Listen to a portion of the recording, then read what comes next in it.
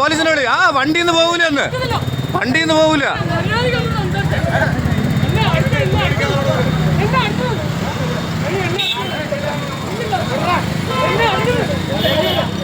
കേച്ചേരിയിൽ KSRTC bus കണ്ടക്ടറെ മർദ്ദിച്ച സംഭവത്തിൽ പ്രതിയെ കുന്നംകുളം പോലീസ് അറസ്റ്റ് ചെയ്തു.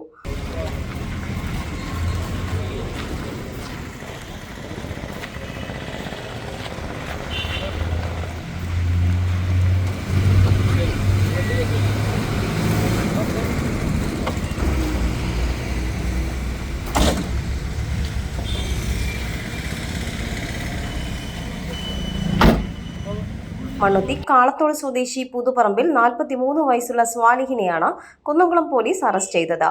കരുനാഗപ്പള്ളി സ്വദേശി ഗുരുസദനം വീട്ടിൽ രവീന്ദ്രന്റെ മകൻ 33 വയസ്സുള്ള രാജേഷ് കുമാറിനാണ് മർദ്ദനമേറ്റത്. കൃഷ്ണരാജ് എന്ന സ്വകാര്യ ബസ്സിലെ കണ്ടക്ടറാണ് സ്വാലിഹ്. ചൊവ്വാഴ്ച രാത്രി 9:30 സംഭവം. സുൽത്താൻ ബത്തേരിയിൽ നിന്നും ആലപ്പുഴയിലേക്ക് പോരുന്ന KSRTC ബസ് അക്കിക്കാവ് ബൈപ്പാസ് വഴി കേച്ചേരിയിലെത്തിയ സമയത്താണ് KSRTC കണ്ടക്ടർക്ക് മർദ്ദനമേറ്റത്. റോഡ് ബ്ലോക്ക് ആയതിനെ തുടർന്ന് ഇരുവരും തമ്മിൽ വാക്കുതർക്കമുണ്ടാവുകയും തുടർന്ന് സ്വാലിഹ് KSRTC ബസ് കണ്ടക്ടറെ ക്രൂരമായി മർദ്ദിക്കുകയുമായിരുന്നു. മർദ്ദനത്തിന്റെ ദൃശ്യങ്ങൾ പുറത്തു വന്നതിന് പിന്നാലെയാണ് പ്രതിയെ പോലീസ് അറസ്റ്റ് ചെയ്തത്.